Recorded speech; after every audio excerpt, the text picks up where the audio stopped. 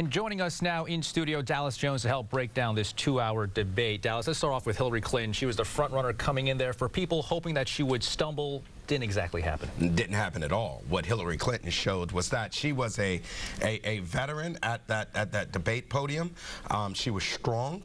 She spoke knowledgeably about the issues. She showed that she is ready to govern on day one.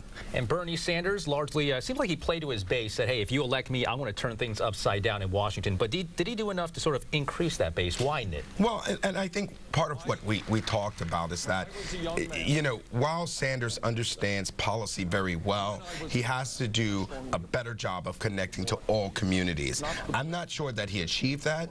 He definitely gave Hillary Clinton a run for her money in the policy area, but there's still more to be done, and there's still questions to answer around the idea of electability. And as far as the other three candidates hoping to break out, did you see anyone who had that sort of Carly Fiorina moment when she was on the undercard and now everyone knows her name? Did any of the other three candidates stand out? I wouldn't say that there was a Carly Fiorina moment. I would say that Martin O'Malley showed that he's ready to at least attempt to be a contender in this race in case one of the two front runners were to fizzle. We still have out there lingering the question of what does this mean on whether or not Joe Biden enters the race. I think Jim Webb just looked a little angry all night, and Lincoln Chafee, on the other hand, just kind of seemed like he was going along to get along through the debate.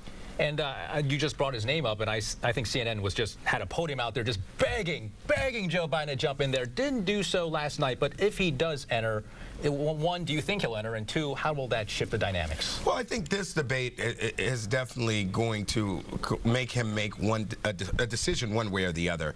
In terms of dynamics, I think what it does is it gives those that are just purely anti-Clinton an alternative, somebody that can get up there, talk policy with her, joust her, and has been there, has governed, understands foreign policy, has been in the White House, and it gives them an alternative around the electability issue.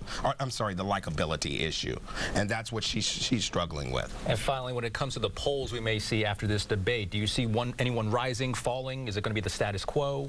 I think for the most part things will remain the same. I think you'll see a boost for Hillary Clinton.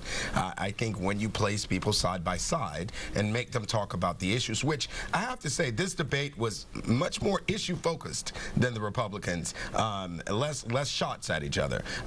I think Hillary Clinton will rise a little bit, while others, we may look for Jim Webb or Chafee to eventually drop out the race. Yeah, it certainly helped that there were only 5 people on stage, not 10 other people you had to argue with. That made it a bit easier. Thanks for your time, Dallas. Good to see you, Rob. Melissa, we'll throw it back to you. Melissa, Jose.